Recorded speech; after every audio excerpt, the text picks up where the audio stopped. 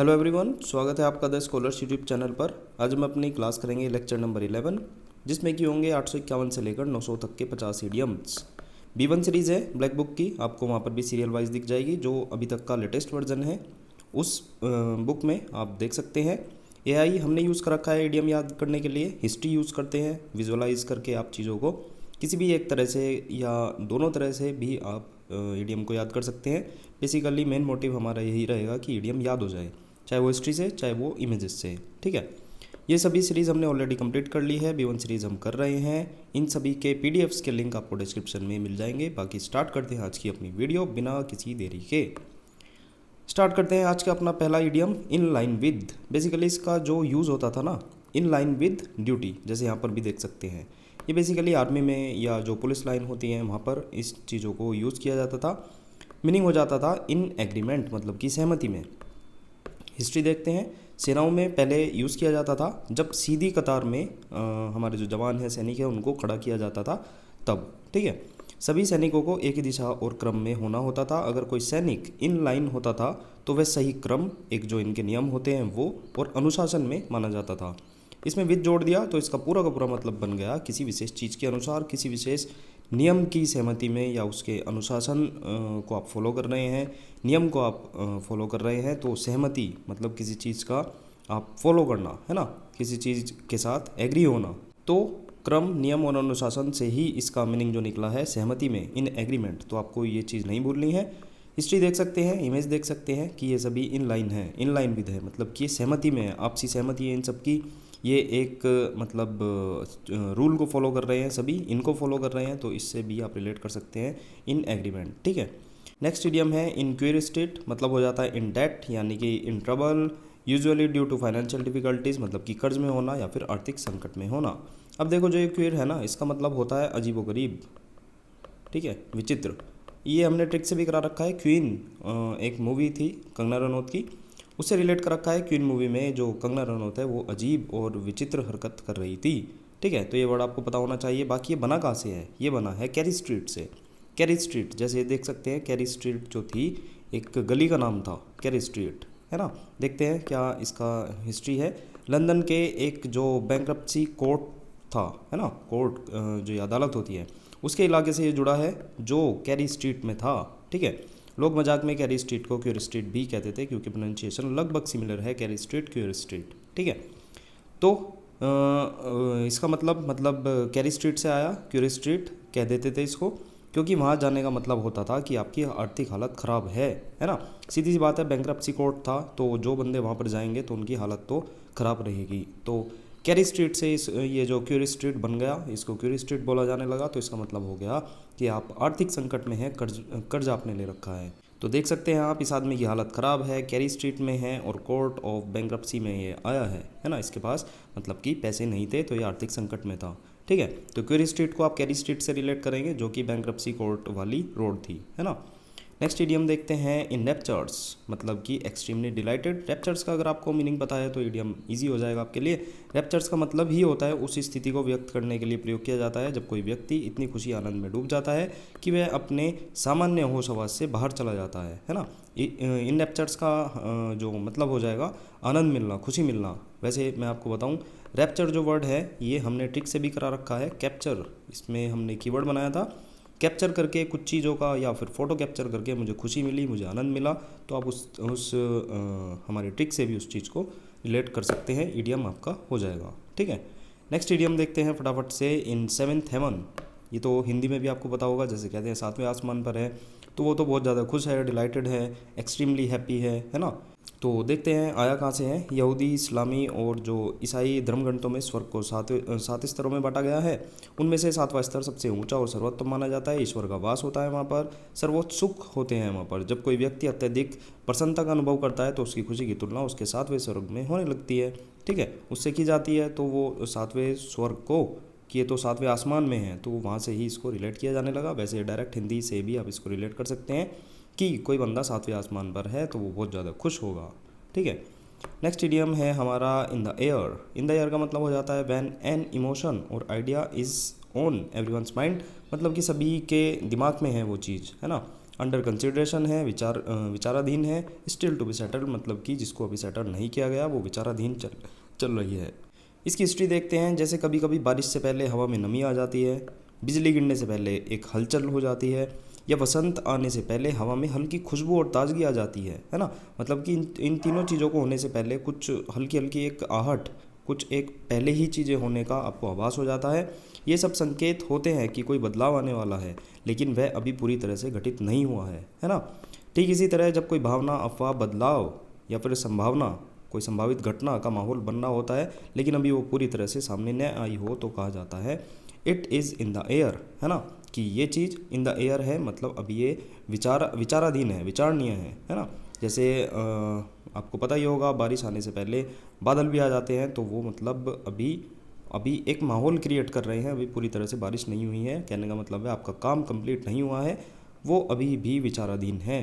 तो इस तरह से, इस कंटेक्स्ट से आप इसको याद कर सकते हैं, देख सकते हैं। इन द एयर है चीज़ें, है ना, तो सभी फील कर पा रहे हैं कि बादल आ रहे हैं और अब बारिश होने वाली है। तो आप इस इडियम को मेरे हिसाब से विचाराधीन और विचारणीय इस कंटेक्स्ट से याद करेंगे तो ज़्यादा हेल्पफुल होगा, है ना। जैसे बारिश आने से पहले हवा में नमी हो जाती है, बिजली गिरने से पहले हलचल और खुशबू और ताजगी आ जाती है, वसंत आने से पहले, ये सभी संकेत होते हैं, है ना, कि कोई बदलाव, कोई घटना होने वाली है। तो ये चीज़ें आप विचाराधीन होने से इस चीज़ को रिलेट करेंगे, ठीक है। कोई चीज़ कंप्लीट होने से पहले आपके दिमाग में वो चीज़ विचाराधीन है। नेक्स्ट इडियम है इन द असेंडेंट, मतलब हो जाएगा राइजिंग इन पावर और इन्फ्लुएंस, मतलब कि शक्ति में वृद्धि। एसेंडेंट ये तो आपको पता ही होगा, है ना, मतलब कि बढ़ना, तो इजी हो जाएगा वैसे तो। बाकी देखते हैं। प्राचीन काल में ज्योतिषी आकाश में ग्रहों और तारों की स्थिति देखकर भविष्य बताते थे। जब कोई ग्रह असेंडेंट यानी कि उदय हो रहा होता था, उस स्थिति में होता था, यानी कि क्षितिज पर ऊपर उठ रहा होता था, तो शुभ और शक्तिशाली माना जाता था। जब कोई व्यक्ति, समूह या विचार तेजी से तरक्की करने लगे या उसका प्रभाव बढ़ने लगे, तो कहा जाता है इन द असेंडेंट है, मतलब कि वो बढ़ रहा है, ऊपर उठ रहा है। तो मेरे ख्याल से इडियम आपके लिए इजी है अगर आपको ये वर्ड पता है, और ये वर्ड है बेसिक सा, ठीक है। नेक्स्ट वर्ड पर चलते हैं। In the blink of an eye, easy idiom है। ब्लिंक मतलब कि पलक झपकते ही, तो मीनिंग हो जाएगा within a short period of time, मतलब कि पलक झपकते ही, तुरंत। In the blink of eye मतलब कि पलक झपकते ही कोई चीज़ हो जाना, तो इजी इडियम हो जाएगा। आंख झपकना मतलब कि ब्लिंक एक अत्यंत ही तेज क्रिया है। इस मुहावरे से किसी भी तेज गति या अचानक घटने वाली चीज़ का वर्णन किया जाने लगा, मतलब कि कोई चीज़ एकदम हो गई, है ना, पलक झपकते ही कोई चीज़ हो गई। नेक्स्ट इडियम देखते हैं। इन द ब्लूज, ये शायद मैंने पहले भी बता रखा है। चेयरलेस एंड डिप्रेस्ड, लो स्पिरिटेड मतलब कि उदास। ब्लू रंग को अक्सर उदासी और गहरी मायूसी से जोड़ा जाता है। इस सोच के पीछे एक बड़ी सांस्कृतिक मान्यता है, इसके पीछे की हिस्ट्री है। पुराने समय में नाविकों में यह परंपरा थी कि अगर कोई अधिकारी, जो हमारी शिप है, उसका कोई बड़ा अधिकारी या कोई बहुत ही ज़्यादा सीनियर व्यक्ति अगर मर जाता था, तो जहाज पर नीला झंडा फहराया जाता था। इसी से ब्लू शब्द धीरे धीरे शोक और उदासी का प्रतीक बन गया। जैसे देख सकते हैं, किसी की डेथ हो गई है तो ये मतलब कि उदास है, तो इन द ब्लूज़ का झंडा इन्होंने लगा दिया है, मतलब कि ये सभी जितने भी मेंबर हैं वो सभी उदास हो गए हैं, चेयरलेस हो गए हैं, डिप्रेस्ड, लो स्पिरिटेड हो गए हैं, ठीक है। तो इस तरह से आपको ये चीज़ें याद रखनी है ना। नाव के कंटेक्स्ट में, शिप के कंटेक्स्ट में ये चीज़ें याद रखनी है। जहाँ पर कोई वरिष्ठ या फिर कोई सीनियर कह सकते हैं, अधिकारी, ऑफिसर की मौत हो जाती थी, तो जहाज पर नीला झंडा फहरा दिया जाता था, तो इन द ब्लूज़ कहा जाता था, यानी कि सभी मतलब उदासी और शोक में है। नेक्स्ट इडियम है हमारा इन कोल्ड ब्लड, मतलब कि angrily, cruelly, without any emotion, deliberately, जानबूझकर, निर्दयतापूर्वक। मैं मानता हूँ इडियम इजी है। कोल्ड ब्लडेड, ये आपने सुना ही होगा कि इसने तो मतलब कितनी निर्दयता से ये चीज़ की है। मान लो किसी ने किसी की हत्या कर दी है ना, कितनी कोल्ड ब्लडेड फॉर्म में ये चीज़ हुई है, निर्दयता से ये चीज़ हुई है, ये चीज़ें आपने सुनी होगी। पुराने समय में यह माना जाता था कि गुस्सा, डर या उत्तेजना की स्थिति में शरीर का खून गर्म हो जाता है, लेकिन जब कोई व्यक्ति बिल्कुल शांति से, ठंडे दिमाग से, यानी कि जब खून ठंडा रहता है, मतलब कि शातिर दिमाग से कह सकते हैं कि कोई चीज़ का प्री प्लान, है ना, कोई चीज़ आपने पहले ही सोचकर किसी हिंसक या क्रूर कृत्य को करता है, तो इसको कहा जाता है इन कोल्ड ब्लड, है ना। तो मेरे हिसाब से ये भी इडियम हो गया होगा, इजी इडियम है। यहाँ पर इमेज भी देख सकते हैं, मतलब ये चीज़, मतलब इसने मान लो किसी का मतलब किसी को किल कर दिया और इसने देख लिया, तो कोल्ड ब्लड में किया है इसने, मतलब बिल्कुल सब चीज़ सोच समझ कर इसने बहुत, मतलब आजकल केसेस भी आ रहे हैं ऐसे, है ना, आपको पता ही होगा, तो वो भी कोल्ड ब्लड है ना। तो मतलब उन्होंने सोच समझ के उन्होंने चीज़ें, मतलब गुस्से में, क्रूअली, निर्दयतापूर्वक वे चीज़ें कर रहे हैं। नेक्स्ट इडियम है in the dark. In the dark का मतलब हो जाता है in ignorance, to not know something others are aware of, अज्ञानता में। ईजी कहूँगा इन द डार्क, कोई चीज़ अंधेरे में होना, अंधकार आपसे मतलब कोई चीज़ छुपा कर रखी गई है, अंधकार में रखी गई है, तो वो चीज़ अज्ञानता है, मतलब आपको उस चीज़ का पता नहीं है। जैसे कोई व्यक्ति अंधेरे में होता है तो उसको कुछ दिखाई नहीं देता, वैसे ही जब किसी के पास किसी चीज़ की जानकारी नहीं होती तो कहा जाता है कि वह इन द डार्क है, यानी कि इन इग्नोरेंस मतलब कि अज्ञानता में है, टू नॉट नो समथिंग मतलब कि आप उस कुछ चीज़ों को आप नहीं जानते हैं कि जो दूसरे लोगों को पता है, वो चीज़ आपको नहीं पता है, तो आप अज्ञानता में हैं, आप अंधकार में हैं, आपको वो चीज़ें नहीं पता। नेक्स्ट इडियम है इन द डोलड्रम्स। मीनिंग हो जाता है इन लो स्पिरिट्स एंड डिस्पेयर मतलब कि उदासी और निराशा। डोलड्रम अगर आपने ज्योग्राफी पढ़ी हो तो वहाँ पर ये वर्ड आपने पक्का सुना होगा, ये वही है और उसी से ही इसका रिलेशन है। देखते हैं कैसे। डोलड्रम्स जो है समुद्री यात्रा करने वालों ने इस्तेमाल किया था। समुद्र में जो इक्वेटर होती है, भूमध्य रेखा होती है, उसके पास एक क्षेत्र होता है जहाँ बहुत कम या बिल्कुल भी हवा नहीं चलती, ठीक है। इस क्षेत्र को डोलड्रम कहा जाता है। जब जहाज़ इस क्षेत्र में फंस जाते थे, मतलब इस क्षेत्र में आने का मतलब है वहाँ पर हवा बिल्कुल भी नहीं चलती थी। और पहले होते थे सेलिंग शिप जिनमें सेल्स लगे रहते थे, पर्दे टाइप से लगे रहते थे, ये हवा के दबाव से ही चलते थे, ये मैंने कई बार आपको बताया है।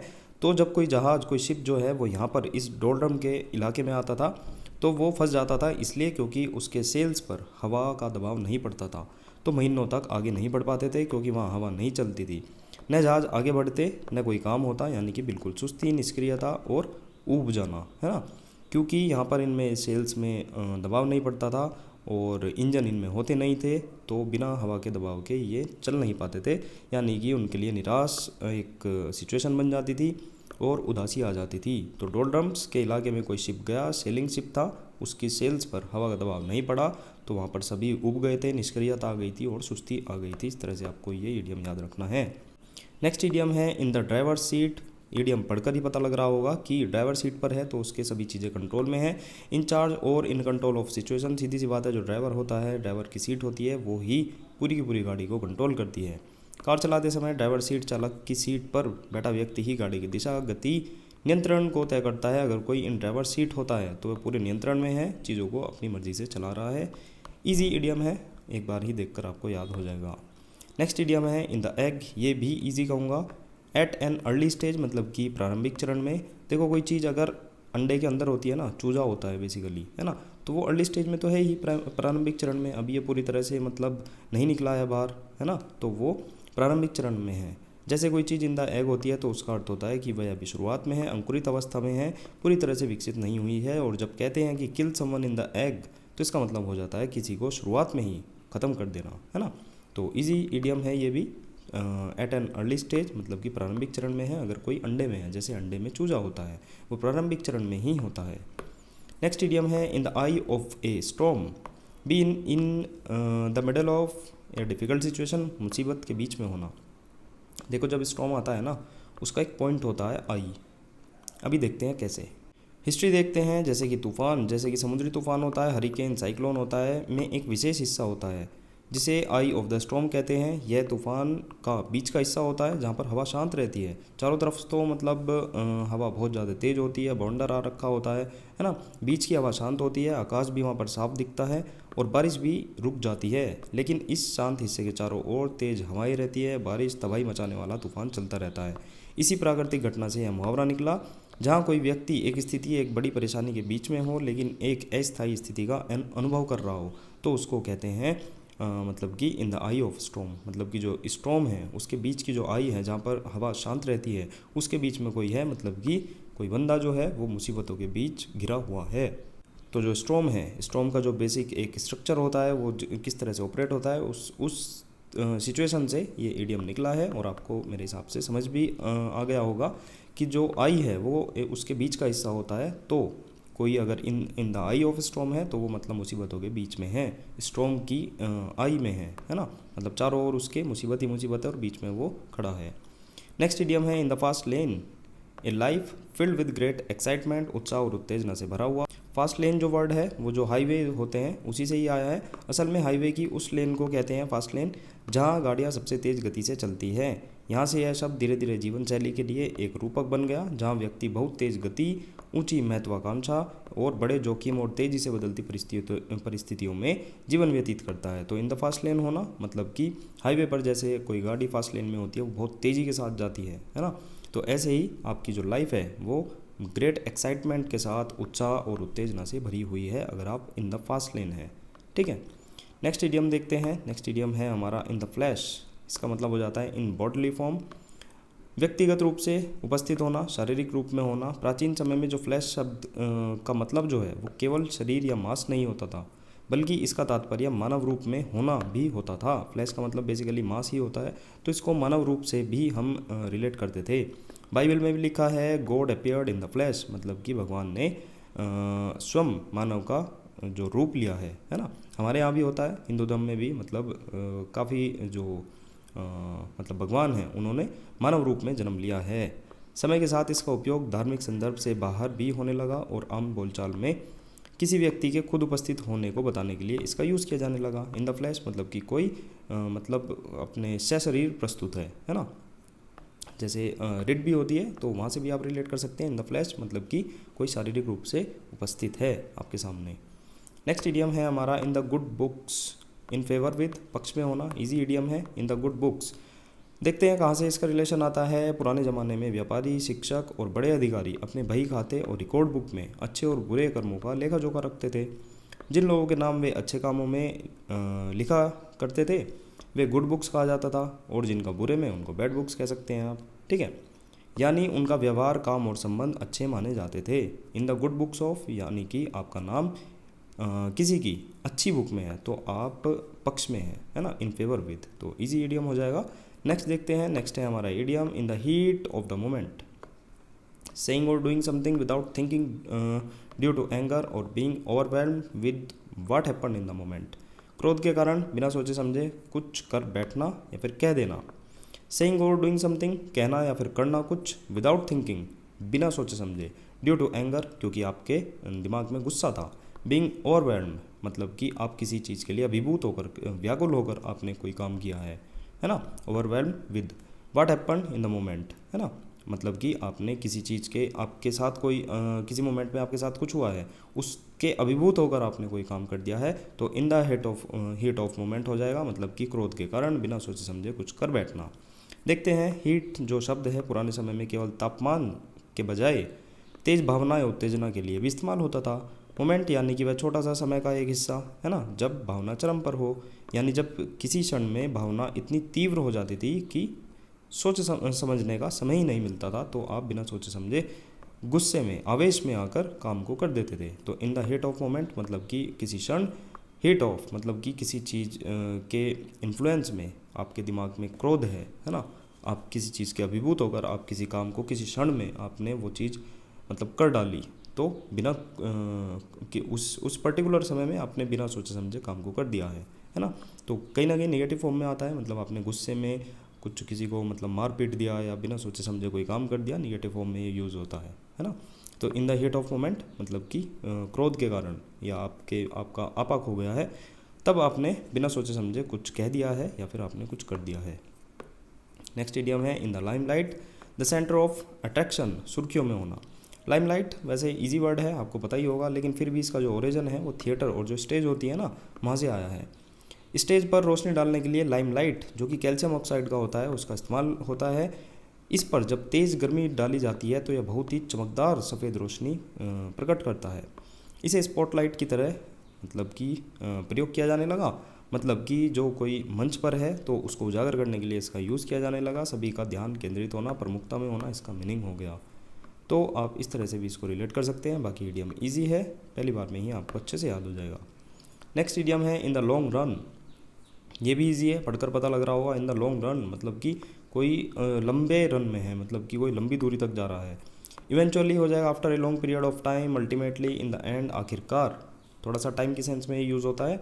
यह मुहावरा मूल रूप से दौड़ और प्रतिस्पर्धा से आया है। रन का शाब्दिक अर्थ है दौड़ना, लेकिन यहाँ पर यह समयावधि जो होती है, ड्यूरेशन के लिए प्रयुक्त हुआ है, यानी कि लंबी दूरी की दौड़ में अंततः कौन जीतेगा वही असली परिणाम है। अब इसका प्रयोग हर उस स्थिति में होता है जहाँ किसी चीज़ के दीर्घकालिक असर या परिणाम पर ध्यान दिया जाता है, न कि तात्कालिक जो टेम्परेरी या हैंड टू हैंड किसी चीज़ का रिजल्ट निकलना, उस पर ध्यान ना देकर लॉन्ग टर्म विज़न रखना, लॉन्ग टर्म की चीज़ों को ध्यान में रखना। तो इन द लॉन्ग रन का मतलब हो जाएगा इवेंचुअली या फिर after a long period of time, ultimately, in the end, मतलब कि आखिरकार लंबी ड्यूरेशन में, लॉन्ग टर्म में आप उस चीज़ के लिए मतलब जीतेंगे या नहीं जीतेंगे, आपका रिजल्ट क्या होगा। ठीक है, तो इस तरह से आप इस इडियम को याद कर सकते हैं। दोबारा से बताता हूँ, मतलब कि लंबी दूरी की दौड़ में अंततः कौन जीतेगा वही असली परिणाम है। आखिरकार कौन जीता, इस तरह से कहते हैं ना कि आखिरकार कौन जीता, क्या हुआ उस चीज़ का। तो उसी तरह से यूज़ हुआ, मतलब कि किसी चीज़ के दीर्घकालिक असर पर अगर आप या उसके परिणाम पर अगर आप ध्यान देना चाह रहे हैं तो वो इन द एंड, आखिरकार इवेंचुअली उस चीज़ का क्या होगा। तो ये in the long run idiom जो है ये रनिंग से ही इसका मीनिंग निकला है कि आखिरकार इसका क्या होगा। ठीक है, नेक्स्ट इडियम देखते हैं। नेक्स्ट इडियम है इन द लूप। ईजी है ये भी। इन द लूप का मतलब होता है, मतलब अगर आप 4-5 बंदे हैं और आपको लूप में रहना है तो आप सभी किसी चीज़ को मतलब आप सभी को वो चीज़ पता है, तो वही मीनिंग है इन्फॉर्म रेगुलरली, मतलब कि नियमित रूप से जानकारी देना। यह मुहावरा सैन्य और विमानन जो एविएशन होता है वहाँ से कनेक्टेड है। विमान उड़ाते समय पायलट, ग्राउंड स्टाफ और कंट्रोल रूम, इन तीनों के बीच निरंतर संपर्क और सूचना का आदान प्रदान होता है। बीइंग इन द लूप कहा जाता है उस चीज़ को जो कि उस सूचना श्रृंखला में शामिल होता था जब वह इन द लूप कहलाता था। मतलब कि देख सकते हैं ये दो अपना पायलट हो गए, ग्राउंड स्टाफ हो गया, एयर ट्रैफिक कंट्रोल हो गया और मतलब कंट्रोल रूम कह सकते हैं, ये तीनों के तीनों सभी के सभी लूप में है, मतलब कि आपस में इंटरकनेक्ट है। कोई चीज़, कोई इन्फॉर्मेशन जो ज़रूरी इनकी गाइडलाइन होती है वो सभी को फॉलो करनी पड़ती है। तो ये सभी के सभी आपस में इन द लूप होंगे, मतलब कि नियमित रूप से जानकारी एक दूसरे को देते रहेंगे। नेक्स्ट इडियम है हमारा in the nick of time. मतलब हो जाता है जस्ट इन टाइम या फिर at the last possible moment, यानी कि सही समय पर, अंतिम समय पर। अब देखो, निक जो होता है ना, पुराने समय में निशान या कट के लिए यूज किया जाता था। पुराने ज़माने में समय को मापने के लिए लकड़ी या हड्डी पर छोटे छोटे कट जो निक होते हैं ना वे लगाए जाते थे। जैसे देख सकते हैं ये लकड़ी है, पीछे सूरज निकल रहा है ना, सूरज की रोशनी आ रही है, तो यहाँ पर निक लगा दिए, कट लगा दिए। अब देखो साइड से, मान लो ये बीच से नहीं, मान लो साइड से कोई रोशनी निकल रही है, तो मतलब इस पर मतलब मान लो रोशनी अभी यहाँ है, फिर जैसे जैसे सूरज ढलेगा या उगेगा नीचे ऊपर होती रहेगी, वो इसके अकॉर्डिंग आपको पता ही होगा। मतलब जब सूरज की रोशनी से ही पहले समय को मापा जाता था तो वो निक कहलाए जाते थे, जो भी निशान और कट लगाते थे। जैसे ये देख सकते हैं कट लगा रहा है, इसी से टाइम जो है हम लोग मापते थे। तो देखते हैं, हर कट एक निर्धारित समय का प्रतीक होता था। अगर कोई काम बिल्कुल सही निशाने पर पूरा हो जाता था या फिर बिल्कुल सटीक निक पर पूरा हो जाता था तो उसको कहा जाता था काम इन द निक हुआ है, यानी कि बिल्कुल सही समय पर हुआ है। हमने जो निक, जो वो कट है वो लगा रखा था, उसी के अंडर में हुआ है, मतलब उस पर आते आते मतलब उसको कंप्लीट उसके समय में हुआ है। तो इन द निक हुआ है यानी कि बिल्कुल ठीक समय पर हुआ है। बाद में इसका जो मीनिंग है ऑफ टाइम इसमें जुड़ गया इसके इडियम में, और यह पूरा का पूरा बन गया in the nick of time, मतलब कि बिल्कुल परफेक्ट समय पर, है ना, सही समय पर, अंतिम समय पर। तो आपको निक याद रखना है कि ये जैसे जंतर मंतर भी होते हैं ना, आपने देखे भी होंगे, घूमे होंगे, तो वहाँ पर भी मतलब सूर्य वाली घड़ियाँ होती हैं, तो उसमें जो निशान लगाए जाते हैं आप उनको निक समझ सकते हैं, है ना, रेफरेंस के लिए। तो इसका मीनिंग हो जाएगा बिल्कुल सटीक समय पर, in the nick of time, मतलब कि बिल्कुल निक, जो कट लगा था, जो निशान लगा था, वो बिल्कुल परफेक्ट उसी के टाइम पर, मतलब कि अंतिम और परफेक्ट समय पर। इन द ऑफिंग मतलब हो जाता है अपियर सो ऑन, जल्दी ही होने वाला। देखो ऑफिंग का मतलब होता है समुद्र का जो हिस्सा होता है ना, जो एक पर्टिकुलर एरिया होता है, वो कौन सा होता है समुद्र में, उस हिस्से के लिए ये यूज़ किया जाता है जो किनारे से थोड़ा सा दूर होता था, उसको ऑफिंग कहते हैं, लेकिन जहाँ से जहाज़ स्पष्ट दिखाई दे सकता था। जब कोई जहाज़ इन द ऑफिंग होता था तो इसका मतलब होता था कि वह तट के पास पहुँचने वाला है, यानी जल्दी ही वह बंदरगाह पर पहुँच जाएगा। कोई चीज़ जो आपके पास आ रही है, जल्दी ही होने वाली है, इसका मीनिंग हो जाएगा इन द ऑफिंग। इन द ऑफिंग का मतलब हो जाता है अपियर सो ऑन, मतलब कि कोई चीज़ जल्दी ही होने जा रही है। जैसे ये देख सकते हैं, ये बिल्कुल मतलब समुद्र में तो नहीं खड़ा है, समुद्र से थोड़ा सा ये गैप पर है, और इसको मतलब जहाज़ आता हुआ दिख गया यहाँ समुद्र तट पर, ये जहाज़ आ चुकेगा थोड़ी देर में, तो ये इन द ऑफिंग है ना। जैसे मान लो ये समुद्र है, आप थोड़ा सा उसके दूरी पर खड़े हैं यहाँ पर, तो ये इन द ऑफिंग है, क्योंकि समुद्र से थोड़ी सी दूरी पर है। तो कोई जहाज़ जो है वो सामने से आ रहा हो तो आपको आता हुआ प्रतीत होगा और जल्दी ही वो बंदरगाह पर आएगा। तो इन द ऑफिंग का मतलब हो जाएगा कि कोई चीज़ जल्दी ही कंप्लीट होने वाली है, जल्दी ही वो चीज़ होने वाली है। तो ऑफिंग का मतलब आपको पता होना चाहिए, तो आप मेरे हिसाब से इडियम को टैकल आसानी से कर लेंगे। नेक्स्ट इडियम है in the pink. In good health, शारीरिक रूप से स्वस्थ होना। पिंक जो है वो गुलाबी रंग तो होता ही है, इससे अलग इसका एक मीनिंग और होता है सबसे अच्छा, है ना, या फिर उत्तम स्तर का। अब धीरे धीरे इन द पिंक का अर्थ हो गया बिल्कुल उत्तम स्थिति में होना, खासतौर पर शारीरिक स्वास्थ्य के संदर्भ में इसको यूज़ किया जाने लगा।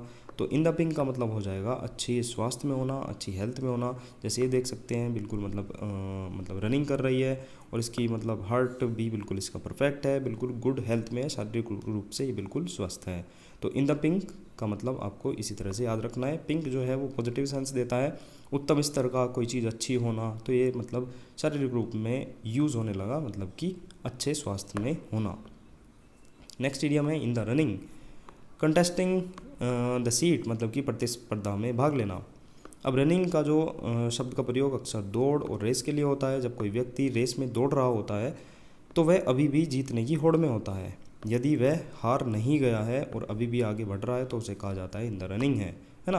मतलब वो कोशिश कर रहा है किसी चीज़ के लिए, तो वो प्रतिस्पर्धा में भाग ले रहा है ना, कंटेस्ट कर रहा है वो किसी मतलब प्रतियोगिता में। तो इन द रनिंग जो है वो रेस से निकला है, जहाँ पर कंटेस्टेंट्स जो हैं वो दौड़ते हैं जीतने के लिए।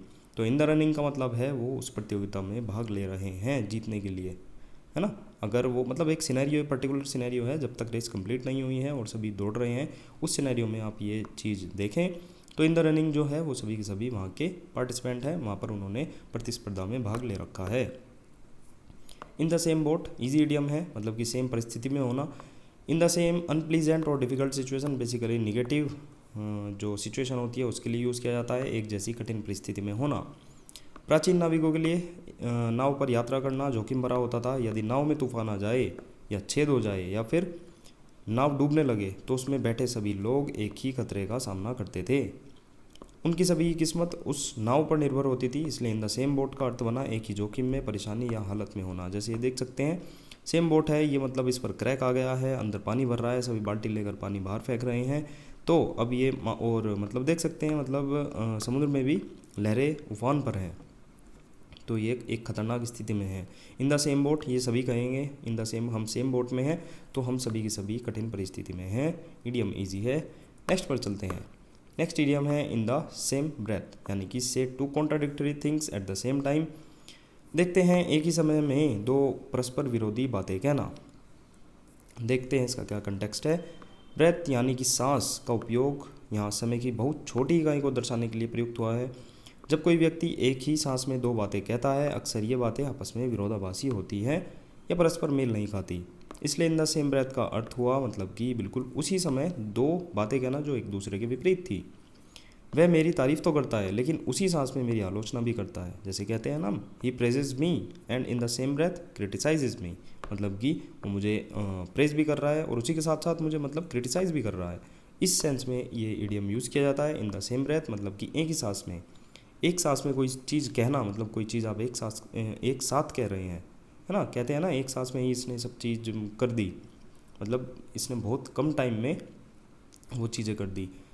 तो इन द सेम ब्रेथ, उसी सांस में, सेम ब्रेथ में इसने दो विरोधी बातें कह दी।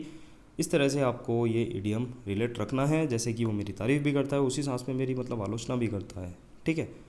तो एक ही सांस में, जब कोई व्यक्ति एक ही सांस में दो बातें कह देता है तो वो अक्सर विरोधाभासी होती है। पहले ये किया जाता था और अब उसी कंटेक्स्ट में ये चीज़ें इडियम के तौर पर बन गई, मतलब कि इन द सेम ब्रेथ, मतलब कि एक ही सांस में दो कॉन्ट्राडिक्टरी चीज़ें को एक साथ कहना।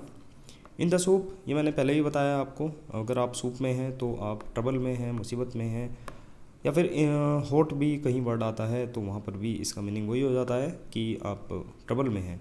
सूप को जब मुहावरे के रूप में प्रयुक्त किया जाने लगा तब इसका अर्थ मुसीबत और गड़बड़ी से जुड़ गया। इसके पीछे यह तर्क माना जाता है कि अगर कोई व्यक्ति गर्म और गाढ़े सूप में गिर जाए तो उसे परेशानी और असहजता का सामना करना पड़ता है। इसलिए धीरे धीरे इन द सूप का मतलब हो गया ऐसी स्थिति में होना जिसमें परेशानी, संकट और मुसीबत हो। ईजी इडियम है, आराम से आपको याद हो जाएगा। देख भी सकते हैं ये सूप में गिर रहा है तो ये मुश्किल में है, परेशानी में है। नेक्स्ट इडियम है in the swim, well informed and up to date, अच्छी तरह से सूचित होना। देखते हैं क्या इसके पीछे का लॉजिक है। इन द स्विम मुहावरा जो है स्विमिंग से आया है। कल्पना करो आप एक चीज़ की कि आप कई सारे दोस्त हैं, एक साथ एक ही नदी में बहुत सारे लोग तैर रहे हो। इसका मतलब है कि आप उन सभी लोगों के साथ हैं जो नदी में हैं और आप उस धारा और गतिविधि का हिस्सा हैं और उनकी जानकारी रखते हैं। ठीक है, मान लो आप यहाँ पर पानी बह रहा है, आप सभी दोस्त, फ्रेंड सर्किल, जितने भी लोग हैं वो इस सिनेरियो को, इस सिचुएशन को कि ये सभी पानी में है, वो भली भांति जानते हैं उस चीज़ को। ठीक है, कि मतलब इसमें कैसे तैरना है, इसकी लहर कैसी है, मतलब पानी मतलब शांत है, सब चीज़ों को, उसके आसपास के एटमॉस्फेयर का सबको पता है। समय के साथ इस मुहावरे का अर्थ जो है तैराकी से हटकर सामाजिक, व्यावसायिक और अन्य गतिविधियों के क्षेत्र में सक्रिय रूप से यूज़ होने लगा और उससे जुड़ी जानकारी रखने के लिए इस्तेमाल होने लगा। मतलब कि इन द स्विम आपको दिमाग में क्या लाना है कि कई सारे हम दोस्त थे, वो तैर रहे थे, एक साथ तैर रहे थे, तो आपको सभी को अच्छी तरह से तैरना आता होगा, वेल इन्फॉर्म्ड होंगे वहाँ के पानी के लिए, वहाँ की सिचुएशन के लिए, पानी कितना गहरा है ये भी चीज़ें पता होंगी, आप अप टू डेट होंगे कि मौसम ठीक है, सब चीज़, मतलब आपको सब चीज़ें मोटा मोटी सब चीज़ पता होगी। तो इन द स्विम आप कई सारे घूम रहे हैं, मतलब फिर आप स्विमिंग कर रहे हैं, तो फिर चीज़ें आपको सारी की सारी वहाँ की पता हैं। इस कंटेक्स्ट में आपको इडियम याद रखना है। इमेज देख सकते हैं कि इन सभी को यहाँ के पानी के बारे में सब चीज़ पता है, अच्छी तरह से सभी लोग सूचित हैं। नेक्स्ट इडियम देखते हैं, in the teeth of, in spite of something, या फिर डायरेक्टली अगेंस्ट होना, किसी चीज़ के प्रत्यक्ष विरोध में होना। देखते हैं, यह मुहावरा पुराने नाविकों और युद्ध की भाषा से विकसित हुआ है। टीथ का जो मतलब है दांतों से अलग भी होता था, इसे खतरे, कठिनाई और विरोध के प्रतीक के रूप में लिया जाता था। समुद्र में जब नाविक तेज हवाओं, लहरों के विरुद्ध नाव चलाते थे, तब कहा जाता था कि वे हवा और लहरों के टीथ के सामने खड़े हैं, है ना, उनके अगेंस्ट खड़े हैं, यानी कि कठिन परिस्थितियों के बावजूद वे डटकर सामना कर रहे हैं। कुल मिलाकर आपको टीथ जो है इसका एक मीनिंग खतरा, कठिनाई और विरोध की सेंस में भी आपको इसको याद रखना है कि इन द टीथ ऑफ, कि आप खतरे में हैं, कठिनाई में हैं, विरोध में हैं। इसका ये मीनिंग कहाँ से आया? ये आया मतलब कि नेवल एक्सरसाइज से, मतलब जब शिप में जाते थे लोग बाग, तो वहाँ पर जब सामने खतरे को देखते थे तो उसको टीथ कहते थे, है ना, मतलब कि वे हवा और लहरों के टीथ के सामने हैं।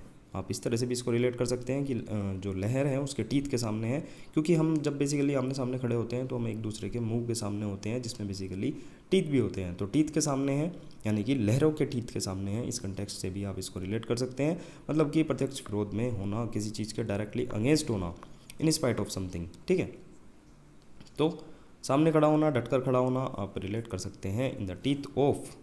नेक्स्ट इडियम है इन वोग। वोग का मतलब होता है पॉपुलर, फैशन, प्रचलन में होना। देखो वोग जो शब्द है ये हमने ऑलरेडी करा रखा है, फोग से इसको रिलेट किया था हमने, है ना।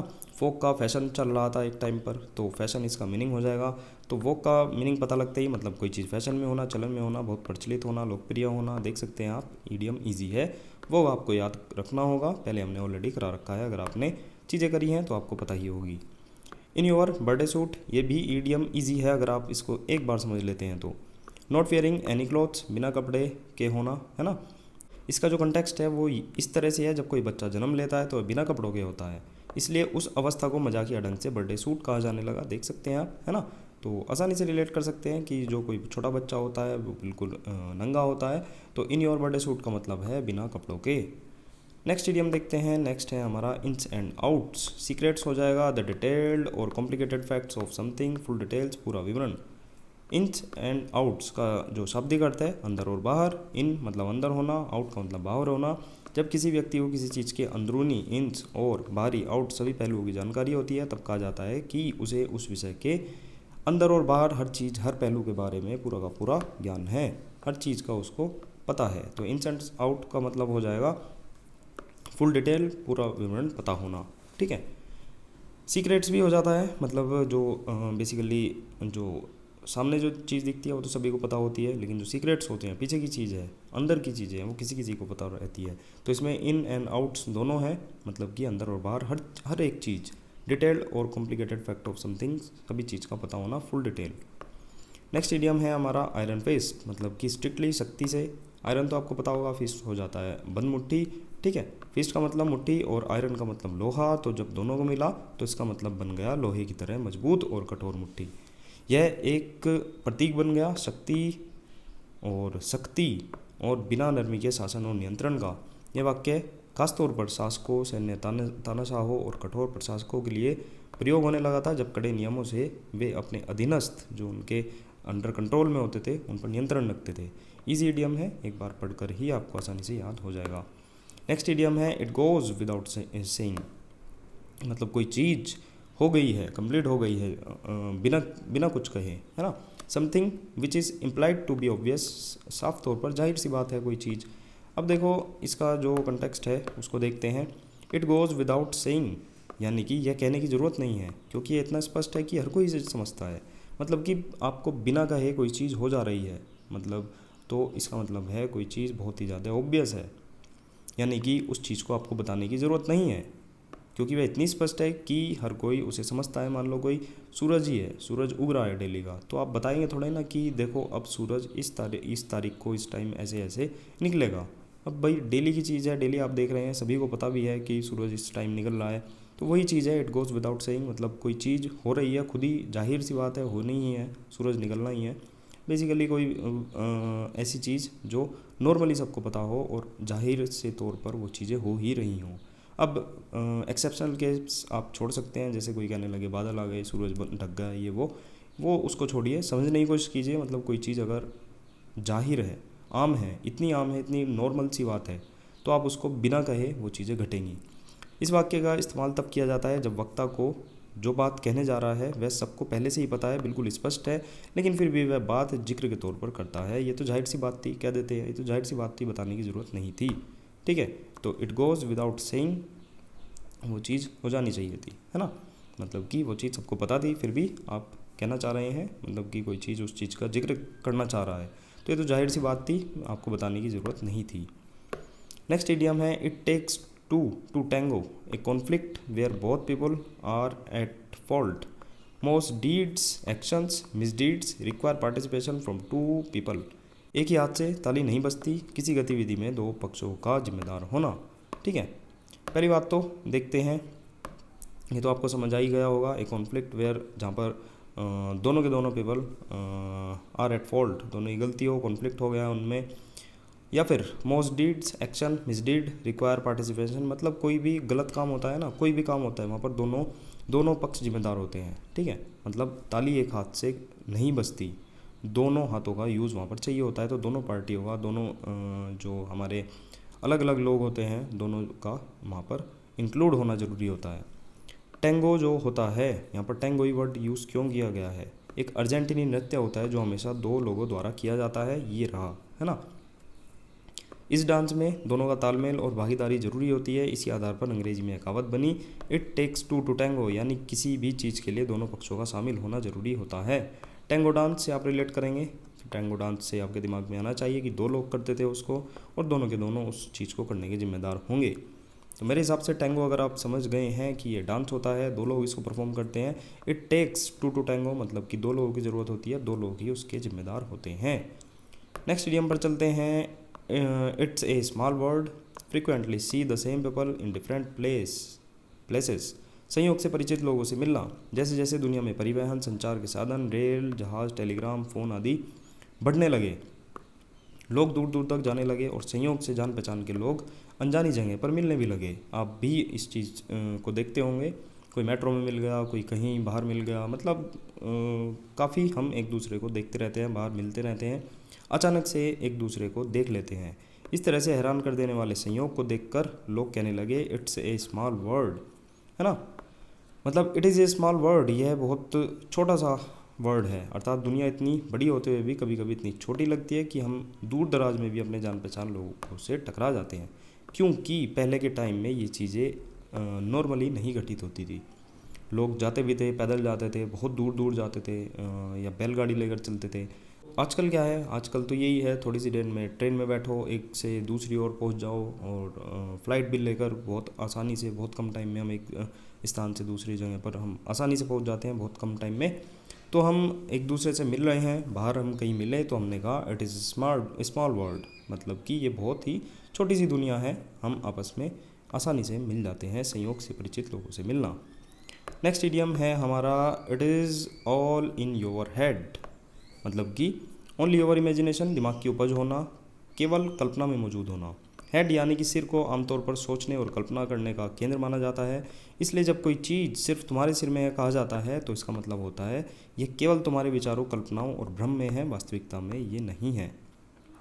ठीक है, मतलब कि ये चीज़ें जो है वो केवल तुम्हारे सिर में है, हेड में है। तो आपके दिमाग में उपज है, कोई कल्पना आप कर रहे हैं। ठीक है, इडियम इजी है। नेक्स्ट पर चलते हैं। नेक्स्ट इडियम है हमारा it is great to me, है ना। इट्स ग्रेट टू मी मतलब कि incomprehensible, I can not understand anything, समझ से बाहर। अब इसका जो कंटेक्स्ट है देखते हैं। प्राचीन काल में ग्रीक भाषा को यूरोप के लोग बहुत ही कठिन और जटिल मानते थे। जो लोग ग्रीक भाषा नहीं जानते थे उनके लिए ग्रीक अक्षर और शब्द किसी कोड या रहस्य जैसे लगते थे, बहुत हार्ड मानते थे। इसलिए जब कोई चीज़ समझ में नहीं आती थी तो वे कहते थे it is Greek to me, है ना। ये चीज़ें मेरे लिए ग्रीक टू मी है, मतलब ये ग्रीक जैसी है, मुझे समझ में नहीं आ रही है। क्योंकि मुझे ग्रीक भी समझ में नहीं आती, इसलिए मुझे ये चीज़ भी समझ में नहीं आ रही है, समझ से बाहर है। क्योंकि ग्रीक उनको बहुत हार्ड लगती थी। अब जैसे कोई आपको कहने लगे एक तरफ इंग्लिश रखी है, एक तरफ चाइनीज़ रखी है, तो आपको इंग्लिश आसान लगेगी, चाइनीज़ आपको हार्ड लगेगी, है ना। ऐसे ही कह सकते हैं, उनके लिए उनको ग्रीक हार्ड लगती थी, वहीं से ये बना है। इडियम आपको पता लग चुका होगा। नेक्स्ट इडियम है हमारा it is not rocket science, use to say that something is not very difficult to do और अंडरस्टैंड, साधारण काम। ये कोई रॉकेट साइंस नहीं है। ठीक है, जब रॉकेट टेक्नोलॉजी और स्पेस साइंस तेज़ी से विकसित हो रही थी उस समय रॉकेट साइंस जो है दुनिया के सबसे जटिल और कठिन विषयों में से एक माना जाता था। लोगों ने रोज़मर्रा की भाषा में मजाकिया ढंग से कहना शुरू किया कि ये रॉकेट साइंस नहीं है ना। अर्थात ये कोई ऐसा कठिन काम नहीं है जिसे केवल वैज्ञानिक ही कर सकते हैं, आम इंसान भी इसको कर सकता है। ठीक है, तो बेसिकली रॉकेट साइंस को बहुत ही ज़्यादा हार्ड, कठिन और उस समय में माना जाता था कि ये बहुत ही कठिन, मतलब कुछ ही वैज्ञानिक जो भी टॉप के साइंटिस्ट होते थे वो ही रॉकेट साइंस को पढ़ पाते हैं, एग्जीक्यूट कर पाते हैं। ये पहले धारणा थी। ठीक है, तो अगर हम कहते थे कि ये कोई रॉकेट साइंस नहीं है तो इसका मतलब हम ये कहना चाह रहे हैं कि यह बहुत ही कठिन चीज़ नहीं है, ये रॉकेट साइंस जैसी कठिन चीज़ नहीं है, ये एक साधारण काम है। इस तरह से ईडियम को आप याद रखेंगे। आई होप आपको ईडियम आसानी से समझ आ गया होगा। नेक्स्ट ईडियम है it is raining cats and dog. Easy idiom में बचपन से पढ़ते आ रहे हैं। कैट्स एंड डॉग्स का मतलब हो जाता है raining extremely heavily, a very heavy downpour, मतलब कि मूसलाधार बारिश होना। उस समय लंदन जैसे शहरों में जल निकासी की व्यवस्था बहुत ही ख़राब थी। जब मूसलाधार बारिश होती थी तो सड़कें गंदगी से भर जाती थी और कभी कभी गलियों में मरे हुए जानवर जैसे बिल्ली और कुत्ते भी बह जाते थे। बारिश के बाद यह दृश्य बहुत ही अराजक और गंदा होता था। इसी अनुभव से यह मुहावरा निकला कि इतनी भयानक बारिश हो रही है कि आसमान से मानो बिल्ली और कुत्ते गिर रहे हैं और गिरकर वे पानी में बह रहे हैं। तो जब ये सिनेरियो बहुत ही ज़्यादा कॉमन हुआ तो ईडियम भी बन गया कि मानो कुत्ते और बिल्लियाँ जो हैं वो पानी में बह रही हैं, है ना, बारिश के साथ बह रही हैं। तो बहुत ही ज़्यादा मूसलाधार बारिश हो रही है। नेक्स्ट इडियम पर चलते हैं। नेक्स्ट इडियम है हमारा आइवरी टावर्स। अब आइवरी बेसिकली होता है हाथी का दांत, है ना, हाथी का दांत होता है वैसे तो। अब इसका मीनिंग देखते हैं। वैसे तो डिटैचमेंट एंड सेक्लूजन, है ना। डिटैचमेंट एंड सेक्लूजन मतलब कि आप बिल्कुल अलग रह रहे हैं। सेक्लूजन मतलब अलगाव होना, दूरी होना किसी चीज़ से। डिटैचमेंट भी आपको पता होगा।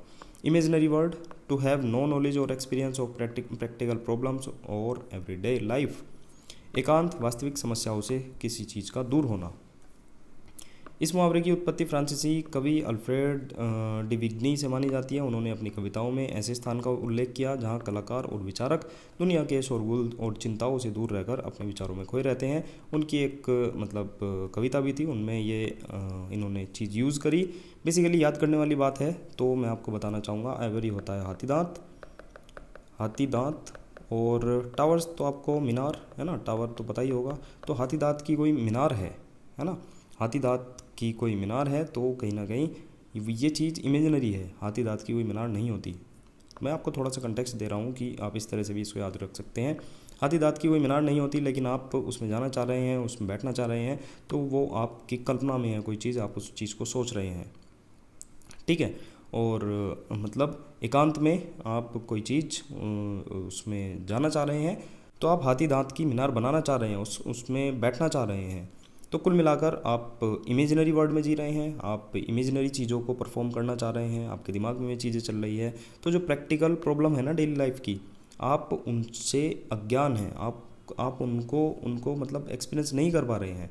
तो इस तरह से आप इस चीज़ को हाथी दांत की मीनार से रिलेट करके इस तरह से सोच सकते हैं कि आप हाथी दांत की मीनार में बैठना चाह रहे हैं, इमेजिनरी वर्ल्ड में जाना चाह रहे हैं, एकांत में जाना चाह रहे हैं, डिटैचमेंट आपको मतलब चाहिए है, सब चीज़ से दूरी बनाकर रखनी है, तो आप एक हाथी दांत की मीनार सोचिए, वो आपकी इमेजिनरी होगी, तो आप कहीं ना कहीं एक इमेजिनरी वर्ल्ड में जाना चाह रहे हैं, एकांत में जाना चाह रहे हैं। तो दोनों चीज़ों को आप याद रखेंगे कि वो एकांत में होगी और वो इमेजिनरी तो होगी ही, है ना, क्योंकि बेसिकली हाथी दांत की मीनार कोई भी नहीं होती, है ना। एक तो वैसे ही ये इतनी एक्सपेंसिव चीज़ है, इसका तो ब्लैक मार्केटिंग भी होती है ना। तो आपको पता होगा बहुत महंगी चीज़ है और इस चीज़ की मीनार में आप जाना चाह रहे हैं, बनाना चाह रहे हैं, तो आप एकांत में जाकर अपनी जो इमेजिनरी चीज़ें हैं उनको परफॉर्म करना चाह रहे हैं।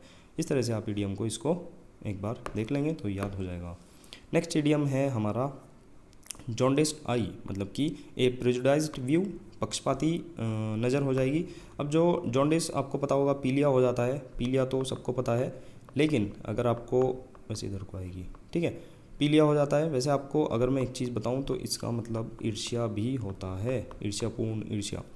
लेकिन देखते हैं प्राचीन काल में माना जाता था कि जो पीलिया जॉन्डिस होता था उससे पीड़ित व्यक्ति को दुनिया पीली दिखाई देती है, यानी कि उसकी नज़र का रंग बदल जाता है। इसी विचार से यह कल्पना बनी कि अगर किसी की दृष्टि पर पीलिया जैसा प्रभाव हो तो वह चीज़ों को असल रूप में नहीं देख पाता और वो पक्षपाती हो जाता है। तो इस कंटेक्स्ट से भी आप इसको याद कर सकते हैं। जॉन्डिस का मतलब ईर्ष्या होता है, उसको भी याद रख सकते हैं कि आपकी ईर्ष्यालु नज़र है ना, पक्षपाती नज़र है, या फिर आपको जॉन्डिस है तो आपको पूरी की पूरी दुनिया पीली दिखाई जिस तरह से दे सकती है, उसी तरह से आपका जो नज़रिया है किसी चीज़ को देखने का वो भी चेंज और पक्षपाती रूप में हो सकता है ना। जॉन्डिस आई, इस तरह से आपको याद रखना है। नेक्स्ट इडियम है jog someone's memory, to cause someone to remember something, मतलब कि याद ताज़ा करना। जोग शब्द का मतलब होता है हल्का सा धक्का देना या फिर हल्का सा प्रेशर करना, हिलाना। पहले शारीरिक धक्का देने के लिए उपयोग होता था जोग, लेकिन बाद में मानसिक रूप से किसी को झकझोरने, कहते हैं ना अपने दिमाग पर जोर लगा ले, तो वो भी उस सेंस में भी यूज़ होने लगा जिससे किसी की स्मृति सक्रिय हो जाए। तो जोग समवन मेमोरी, आप किसी की मेमोरी को याद करने के लिए, उस पर प्रेशराइज, उस पर धक्का लगाने के लिए किसी को मना रहे हैं। तो जोग समवन मेमोरी का मतलब हो जाता है याद ताज़ा करने के लिए आप किसी को प्रेशराइज कर रहे हैं। तो आई होप ईडियम ये भी हो गया होगा, याद ताज़ा करना इजी ईडियम हो जाएगा। नेक्स्ट ईडियम है हमारा जुडास किस, मतलब कि डिसीटफुल प्रिटेंस ऑफ फ्रेंडशिप, मतलब कि विश्वासघात करने वाला कार्य। अब देखो हिस्ट्री है इसके पीछे। जो यीशु मसीह थे उनका एक शिष्य था जुडास इस्करियोट, है ना, इस्करियोट, जुडास इस्करियोट उनका शिष्य था। 30 चांदी के सिक्कों के लालच में यीशु को उसने दुश्मनों के हवाले करवा दिया था। कैसे? वो इस तरह से, क्योंकि जुडास ने यीशु को पहचानने के लिए सैनिकों को संकेत दिया कि मैं जिस आदमी को चूमूंगा, उसको किस करूंगा, तो आप समझ लेना कि वो ही यीशु मसीह है ना। तो उसने यह संकेत दिया कि जिसे वह चूमेगा वही यीशु हैं। इसलिए उसने यीशु को एक किस देकर उनकी पहचान करवा दी। किस बाद में जुडास किस कहलाया, जो दिखने में प्रेम का प्रतीक था लेकिन असल में विश्वासघात का संकेत था। ठीक है, तो जुडास उनका शिष्य था, उसने 30 चांदी के सिक्कों के बदले में मतलब यीशु मसीह को किस किया था और सैनिक पहचान गए थे कि यीशु मसीह है, उन्होंने पकड़ लिया था, तो कहीं ना कहीं उसने विश्वासघात किया था। नेक्स्ट इडियम है हमारा jump the gun, start something too soon और act hastily, said it before it was the right time, जल्दबाजी करना। स्टार्ट समथिंग टू सून, बहुत जल्दी किसी चीज़ को शुरू कर देना। एक्ट हेस्टली, हंसते हुए, जल्दबाजी करना ठीक नहीं, ट्रिक बता रखी है, तो मतलब कोई चीज़ जल्दबाजी में करना। Said it before it was the right time, से राइट टाइम से पहले ही किसी चीज़ को कह देना, जल्दबाजी कर देना, कुल मिलाकर इसका मीनिंग है। जंप द गन, ये रेसिंग की दुनिया से आया है। दौड़, रेसिंग शुरू करने से पहले रेस का जो अधिकारी होता था पिस्तौल से फायर करता है ताकि सभी धावक एक साथ दौड़ना शुरू करें। लेकिन अगर कोई धावक गोली चलने से पहले ही दौड़ शुरू कर देता है तो उसे कहते हैं उसने जंप द गन, उसने गन को जंप कर दिया है, उसने उस चीज़ को मतलब उसको इग्नोर कर दिया है, जंप कर दिया। सीधा सा मीनिंग बैठ जाता है कि जंप कर देना, किसी चीज़ को इग्नोर करके, मतलब किसी को बाईपास कर देना। तो इसका मतलब है नियम तोड़कर समय से ही पहले उसने शुरुआत कर दी, उसने गन को जंप कर दिया है। ठीक है, नेक्स्ट इडियम देखते हैं। नेक्स्ट इडियम है हमारा jumping down my thought, scolding meaning हो जाएगा इसका जो शाब्दिक अर्थ है किसी के गले में कूद पड़ना, यानी इतना गुस्सा होना कि सामने वाले को बिल्कुल कुचल देने जैसा व्यवहार कर देना। ऐसा माना जाता है कि यह अत्यधिक आक्रामक प्रतिक्रिया के लिए रूपक के रूप में पैदा हुआ। इसमें कल्पना की जाती है कि यदि कोई गुस्से में इतना उग्र हो जाता है कि वह सामने वाले के गले में ही कूदने को तैयार हो जाए तो इसका मतलब है वो बहुत ज़्यादा गुस्से में है, डांट फटकार रहा है। देख सकते हैं ये इसके गले के मतलब पास, इसके गले के पास ये दोनों कूदने वाले हैं, ये तो कूद ही गया है। तो इस तरह से आप इमेज से थोड़ा सा रिलेट कर सकते हैं, मतलब कि बहुत ही ज़्यादा इसको डांट फटकार मिल रही है, जंपिंग डाउन माई थॉट। ये कह रही है कि ये मेरे गले की तरफ मतलब जंप करने वाले हैं, है ना, कोई इतना उग्र हो गए हैं कि वे सामने वाले के यानी कि मेरे गले में ही कूदने को तैयार हैं एकदम। ठीक है, तो इमेज से भी आप इसको रिलेट कर सकते हैं। इसका मीनिंग जो है, इसका कंटेक्स्ट जो है वो मैंने आपको बता दिया, इडियम नहीं भूलना चाहिए आपको। Kangaroo court, next idiom, false court that does not follow the legal standards, मतलब कि अवैध या फिर अनुचित न्यायालय या फिर कार्रवाई।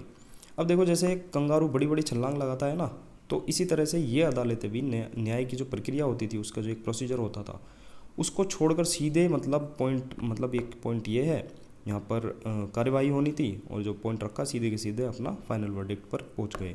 तो जैसे कंगारू बड़ी बड़ी छलांग लगाता है, तो ऐसे ही कंगारू कोर्ट में सीधे निर्णय पर वो पहुंच जाते हैं लोग, यानी कि प्रक्रिया नहीं केवल परिणाम।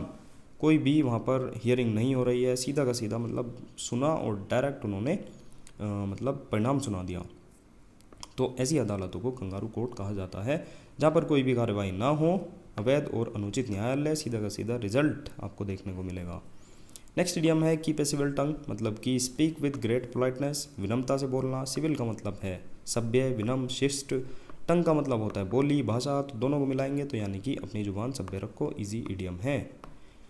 नेक्स्ट इडियम देखते हैं, keep a low profile to avoid attracting attention to yourself, मतलब कि ध्यान आकर्षित करने से बचना, छिप कर रहना। हाई प्रोफाइल जैसे आपको पता होगा, मतलब कि बहुत ज़्यादा लोगों की नज़रों में रहना, प्रसिद्ध होना, उच्च वर्ग का होना, हाई प्रोफाइल का मतलब हो जाता है। तो लो प्रोफाइल का मतलब है खुद को कम करके आंकना, है ना, कम चर्चित या कम नज़र आने वाला बन जाना।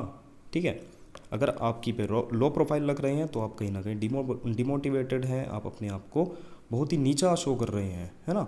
हाई प्रोफाइल में आप उच्च वर्ग का, प्रसिद्ध, अपने आप को मतलब बिल्कुल एनर्जेटिक, सामने वाले के सामने परफॉर्म कर रहे हैं, बढ़िया एकदम हाई प्रोफाइल में लग रहे हैं। लेकिन उसके अपोजिट लो प्रोफाइल का मतलब हो जाता है खुद को कम चर्चित करके सामने परोसना, है ना।